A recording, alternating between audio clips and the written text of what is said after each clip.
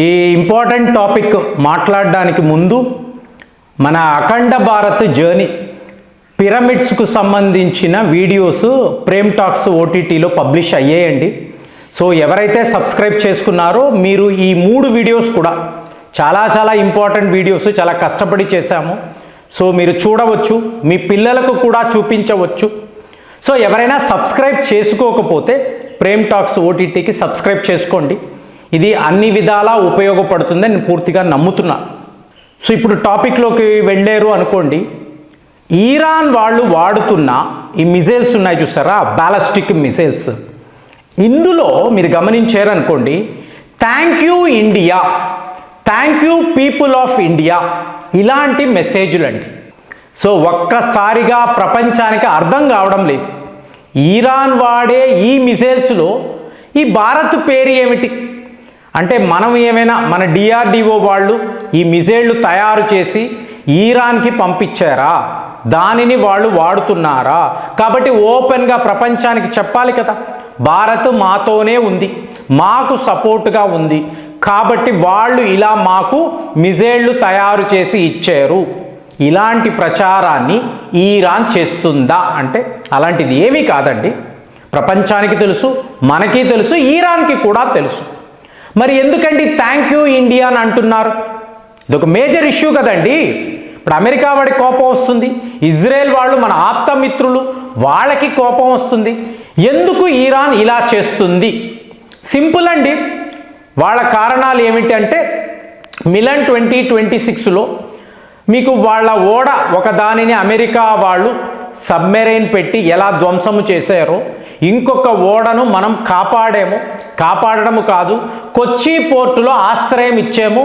వాళ్ళ marine commanders కూడా వాళ్లకు ఒక అకామిడేషన్ ఇచ్చి, ఫుడ్ పెట్టి, షెల్టర్ ఇచ్చి, తరువాత ఒక విమానములో వాళ్ళని సురక్షితంగా ఇరాన్కు పంపించాం. కాబట్టి వాళ్ళు థ్యాంక్ యూ ఇండియా అని అనొచ్చు. కానీ వాళ్ళ మిసైల్లో ఎందుకు ఇలా అంటున్నారు? అర్థం ఏమీ లేదండి. తమ కోసము ఏ దేశము సపోర్టుగా నిలబడుతుంది? ఇది ఒక్క భారత్తోనా అంటే కాదండి. నాటో దేశం జర్మనీకి కూడా థ్యాంక్ యూ జర్మనీ అని చెప్పి ఒక మిసైల్లో పెట్టారు. పెట్టినప్పుడు ఏంటి, ఇప్పుడు జర్మనీ ఏంటండి సహాయం చేసింది? వాళ్ళు ఇంకా ఇరాన్తో యుద్ధము చేస్తామని కూడా అన్నారు.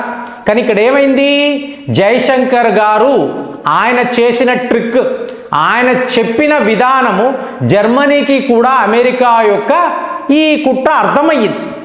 దాంతో జర్మనీ వాళ్ళు ఏమన్నారు, this is not our war, ఇది నాటో యుద్ధము కాదు, నీకు నువ్వుగా మొదలుపెట్టి నువ్వు తిప్పలు పడుతూ ఇప్పుడు మా సహాయం అడగడం ఏంటి? కాబట్టి అమెరికా, మిస్టర్ డొనాల్డ్ ట్రంప్, నీకు మేము సహాయము చెయ్యము, ఇది మా యుద్ధమే కాదు అని చెప్పి జర్మనీ వాళ్ళు చెప్పారు. సో దాంతో ట్రంప్ గారు ఏమన్నారు, ఇలాగా ఇరాన్ యుద్ధము నీది కాదు అంటే యుక్రెయిన్ యుద్ధము నాది కాదు. ఏమైనా అర్థం ఉందా అండి? అంటే ఛాలెంజ్ చేస్తున్నానని పిచ్చివాగుడు. ఇదే డొనాల్డ్ ట్రంప్ వాగాడు.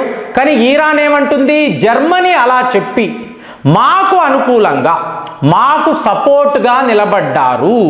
అలాగే ఇంకొక దేశము స్పెయిన్ వాళ్ళు కూడా బిగినింగ్ నుంచి తప్పు, ఇరాన్ ఏ పాపము చేసింది, ఎందుకు వాళ్ళ మీద ఇలా యుద్ధము ప్రకటించి ఇలా మిసైళ్లు వాడుతున్నారు, ఆ చిన్నారుల ప్రాణాలు ఎందుకు తీశారు? స్పెయిన్ వాళ్ళు కూడా మీకు అమెరికా, ఇజ్రాయెల్కి వ్యతిరేకంగా మాట్లాడారు. కాబట్టి వాళ్లకు కూడా ఒక థ్యాంక్స్ అనేది పడేశారు. కానీ ఇక్కడ మీరు గమనించాల్సిన విషయము, థ్యాంక్ యూ రష్యా లేదు, థ్యాంక్ యూ చైనా లేదు. మరి నిజంగా ఇరాన్కి సహాయం చేసేది ఒకవైపు చైనా, ఇంకొక వైపు రష్యానే కదండి. రష్యా అయితే ఓపెన్గా చెప్తుంది కదా, మా మిలిటరీ ఎక్విప్మెంట్ అంతా కూడా మేము ఇరాన్కి ఇస్తున్నాము, మా శాటిలైట్ వ్యవస్థను వాళ్ళు వాడుతున్నారు. ఇక చైనా అయితే అప్పుల మీద అప్పులు ఇచ్చి ఇరాన్ ఆయిల్స్ని అంతా కూడా చైనా చేరే విధంగా ఏర్పాట్లు చేస్తున్నారు కదా. వాళ్లకు ఎందుకు థ్యాంక్స్ చెప్పడం లేదు అంటే అవసరమే లేదు అని ఇరాన్కి అనిపించింది. డైరెక్ట్గా హెల్ప్ చేస్తున్నప్పుడు విడిగా థ్యాంక్స్ చెప్పడం ఏంటి? మోర్ ఓవర్ మీకు అమెరికా, ఇజ్రాయెల్ అన్నప్పుడు ఒక రష్యానో చైనానో శత్రు దేశాలు కదా. సో వాళ్ళకి థ్యాంక్స్ చెప్పాల్సిన అవసరం లేదు. అదే భారత్ను చూశారనుకోండి, అమెరికాతో మనకి ఎటువంటి శత్రుత్వం లేదు. అలాగే ఇజ్రాయెల్ అన్నప్పుడు మన బెస్ట్ ఫ్రెండ్, వాళ్ళతో డిఫెన్స్ రంగంలో వేల కోట్ల ఒప్పందాలు ఉన్నాయి. వాళ్ళ అత్యాధునికమైన ఆయుధాలను మనము కలిసి భారత్లోనే తయారు చేస్తున్నాం. అలాంటిది ఈరాన్ ఇలాంటి ప్రచారం, దీన్నే నెరేటివ్ వార్ఫేర్ అనొచ్చు, లేదా సైకాలజికల్ వార్ఫేర్ అనొచ్చు. అంటే శత్రు దేశాలకు చెప్పడం వీళ్ళందరూ మాకు సపోర్ట్గా ఉన్నారు, అంటే ప్రో ఈరాన్ యాంటీ అమెరికా క్యాంపెయిన్.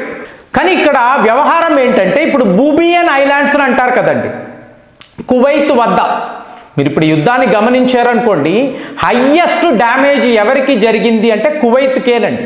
వాళ్ళ బిల్డింగ్లు, ఆయిల్ కాంప్లెక్స్లు, మిగతా చాలా పెద్ద లెవెల్లో కువైత్ వాళ్ళు నష్టపోయారండి. సో ఇందులో ఏంటంటే బూబియన్ ఐలాండ్స్ అని అంటున్నాను చూసారా, ఇక్కడ అమెరికాకు సంబంధించిన ఒక నేవల్ బేస్ ఉంది. సో దాని మీద కూడా ఈరాన్ పెద్ద లెవెల్లో దాడులు చేశారు. ఇందులో మీకు ఈరాన్ యొక్క కమాండర్ చెప్పడం ఏమిటంటే, అంటే వాళ్ళ ఇస్లామిక్ రెవల్యూషనరీ గార్డ్ కార్ప్స్ వాళ్ళ స్పోక్స్ పర్సన్ చెప్పడం ఏమిటి అంటే, వందల సంఖ్యలో మీకు ఈ మెరైన్స్ అంటే అమెరికా యొక్క నేవల్ ఆఫీసర్స్ వీళ్ళు మరణించారు.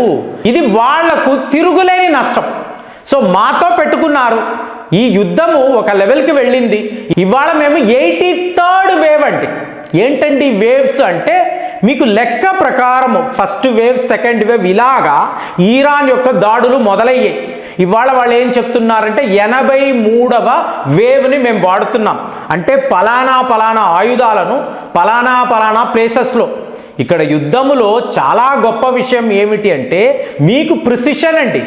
ఎగ్జాక్ట్లీ అమెరికా యొక్క టార్గెట్స్ ఎక్కడ ఉన్నాయి, మీకు ఎంత సమయం పడుతుంది, ఏ ఆయుధముతో కొట్టాలి అనేదే ఈరాన్ యొక్క ప్లాన్ మీకు పర్ఫెక్ట్గా వాళ్ళు ఎగ్జిక్యూట్ చేశారు.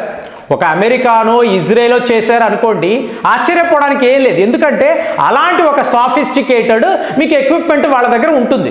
కానీ ఈరాన్ లాంటి ఒక మామూలు దేశము ఈ స్థాయిలో మీకు ఇంత precision guided missiles, precision guided ammunition వాడడము అనేది ఎవరో అసలు ఊహించలేదు. ఊహించని విషయం వాళ్ళు చేశారు. కానీ ఈరాన్ ఇవాళ కూడా ఏం చెప్తుంది, మేము మామూలుగా మేము ఎన్నో ఏళ్ల క్రితము తయారు చేసిన మిజైళ్లు వాడుతున్నామండి, ఇంకా మా అత్యాధునికమైన మిజైళ్లు రెడీగా ఉన్నాయి. అమెరికా ఇజ్రాయెల్ ఏం చేస్తారో వేచి చూస్తున్నాము. సరైన సమయంలో మా next generation missiles, ballistic missiles, intercontinental ballistic missiles, వీటినంతా వరస పెట్టి బయటికి తీయబోతున్నాము. తీసిన తరువాత దీనిని ఎవరూ ఆపలేరు. సో కుదిరితే అమెరికా 10 days సీజ్ ఫైర్ అన్నావు, అలాగే వెనక్కి వెళ్ళిపో. మిడిల్ ఈస్ట్లో మీరు ఎవరు ఉండకండి, గల్ఫ్ దేశాలను విడిచిపెట్టి వెళ్ళిపోండి. లేదు యుద్ధమే చేస్తాము అంటారా, మేము ఎలాంటి ఆయుధాలను వాడతామో మీరు వేచి చూడండి. వీళ్ళ ఆయుధాలు ఏముందండి, రష్యా నుంచి డైరెక్ట్గా వస్తున్నాయి. రష్యా వాళ్ళ ప్రతీకారం ఉంది కదండి, ఈ అమెరికా వాళ్ళు యుక్రెయిన్కి సహాయం చేస్తున్నారు కదా, కాబట్టి రష్యా ఖచ్చితంగా ఈరాన్కి సహాయం చేస్తుంది. కానీ ఈరాన్ ఈ సపోర్ట్ని పొందడం చూడండి, మన ఓడలను స్ట్రైట్ ఆఫ్ హార్మాస్ వద్ద వాళ్ళు ఫ్రీగా వెళ్ళనిస్తున్నారు, ఎస్కాట్ చేస్తున్నారు. ఎందుకు, భారత్తో వాళ్ళకు ఉండే సత్సంబంధాలు. కానీ ఇవాళ వాళ్ళ మిజైల్లో థ్యాంక్ యూ ఇండియా అని చెప్పి రాసి తరువాత ఈ మిజైల్స్ను అమెరికా పైన, ఇజ్రాయెల్ పైన వీళ్ళు వాడుతున్నారు అంటే మీకు ఒక పెద్ద కన్ఫ్యూజన్లో అందరినీ పడేస్తున్నారు. దీనినే సైకాలజికల్ వార్ఫేర్ అంటారు. ఇందులో ఇవాళ ఈరాన్ ఇంత అడ్వాన్స్డ్గా ఉండడము, మన పేరును వాడడము, దీన్ని మీరు ఎలా చూస్తున్నారు కామెంట్స్లో రాయండి. మళ్ళీ వచ్చే వీడియోలో కలుద్దాం. జై హింద్.